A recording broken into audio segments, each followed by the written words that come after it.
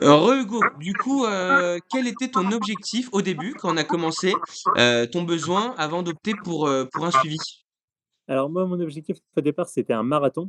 Donc au départ, j'étais parti sur un temps de 3h10, 3h15 et donc j'ai fait un coaching et j'ai décidé de prendre un coach parce que je savais que ça allait me prendre beaucoup de temps et que c'était un objectif, assez ambitieux et finalement en ayant parlé, bah, je suis passé à un objectif de 3 heures sur marathon. OK. Tu as réussi à passer tes 3 heures du coup? Ouais, je suis arrivé à 3 heures pile. 3 heures et 2 secondes, mais bon sur ce travail, il était un peu moins. OK. Est-ce que tu trouves que le suivi, il était adapté, à ton quotidien, à ton planning? Enfin, comment ça fonctionnait un petit peu très brièvement et est-ce que c'était adapté à toi? Donc moi, j'avais 6 entraînements par semaine, une journée de repos. Comment c'était vraiment top, enfin, ça s'est très bien passé. Dès que j'avais quelque chose à modifier ou qui m'allait pas, j'envoyais un message à Mathis et il modifiait le truc. Enfin, c'était vraiment top, très OK, adapté.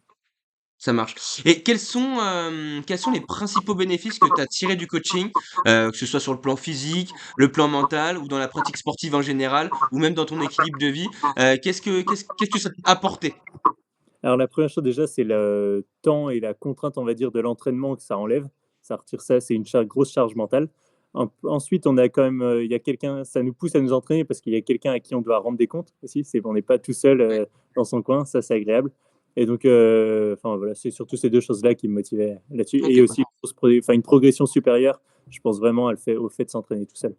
OK, donc tu en tires pas mal de bons et est-ce que tu recommanderais, et pourquoi, dans quel cas tu recommanderais ce suivi, à des gens qui hésiteraient, qui se diraient: «Bah, pourquoi? Est-ce que j'essaye? Est-ce que j'essaye pas? Est-ce que c'est fait pour moi?» Est-ce que tu recommanderais ou pas et de quelle manière? Alors pour les raisons que j'ai évoquées avant, donc oui, je le recommanderais complètement parce que c'est au niveau de la charge mentale, au niveau de la progression, je pense que c'est le plus efficace. Après certes, ça a un coût, mais donc c'est un coût qui pour moi est assez rentable pour, que ce soit plus intéressant pour atteindre ses objectifs. OK, ça marche. Moi, je te remercie Hugo, je t'embête pas plus et puis, je te dis à plus. Ciao.